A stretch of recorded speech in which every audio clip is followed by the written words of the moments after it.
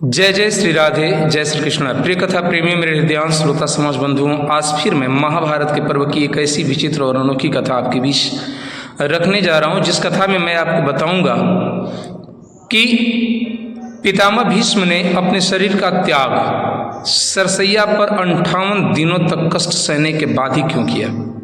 जबकि सब जानते हैं कि उन्हें इच्छा मृत्यु का वरदान प्राप्त था, तो फिर बाणों की सैया पर इतने असहनीय कष्ट को 58 दिनों तक सहन करना क्यों जरूरी और आवश्यक हो गया था पितामह भीष्म के लिए। जी हाँ, आप बिल्कुल सही सुन रहे हैं। 58 दिनों तक सरसैया पर भीष्म पितामह लेटे रहे और 58वें दिन अपने शरीर का त्याग किए। बाणों से भेदे हुए उस शरीर का जो असहनीय कष्ट था, आखिर क्यों 58 दिनों तक सहन करना पड़ा था।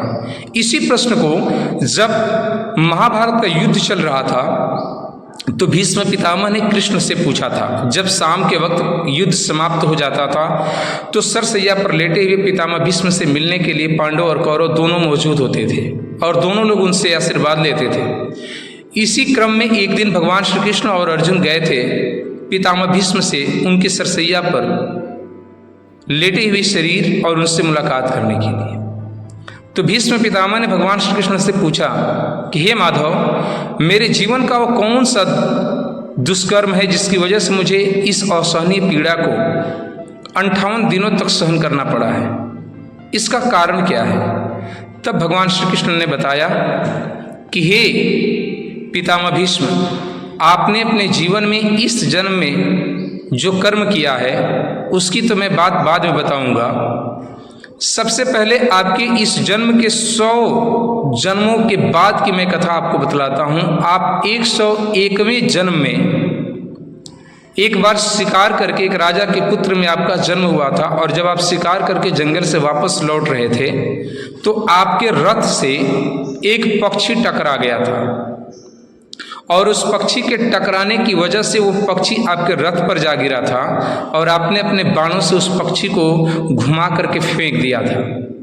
शायद आपको इस बात का ज्ञान नहीं कि वो पक्षी जा करके कांटों की टहनियों में अटक गया और जो कांटे थे उसके शरीर को छेद दिए थे और उस पीड़ा को वह भी 58 दिनों तक सहन किया था।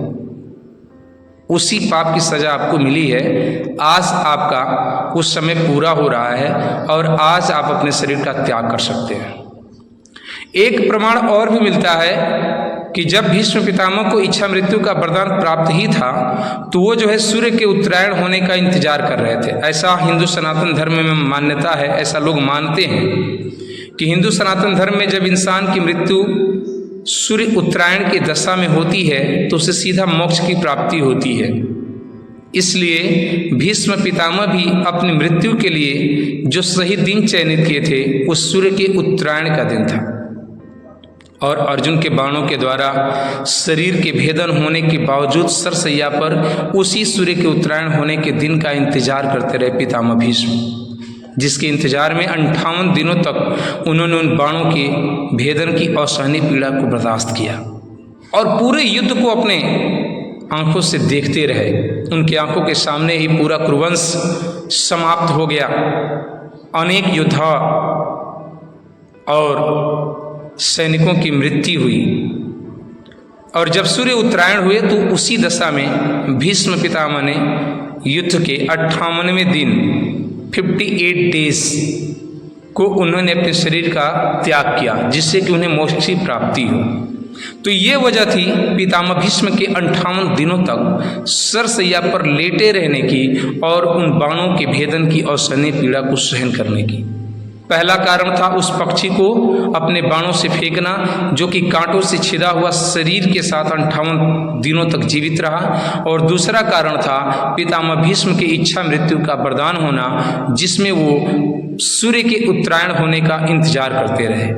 और ठीक जिस दिन युद्ध के 58वें दिन जब सूर्य उत्तरायण हुए तो उन्होंने अपने शरीर का त्याग किया। तो ये वीडियो आपको कैसी लगी दोस्तों? यदि कथा और जानकारी अच्छी लगी हो तो प्लीज़ लाइक करें और इसे दोस्तों में शेयर करें। और वीडियो आपको कैसी लगी कमेंट बॉक्स में अपनी राय जरूर दें, क्योंकि आपका कमेंट हमारे लिए बहुत ही उपयोगी और यूज़फुल होता है। मिलता हूँ कुछ ऐसी कथाओं के साथ, तब तक के लिए जय जय श्री राधे, जय श्री कृष्ण।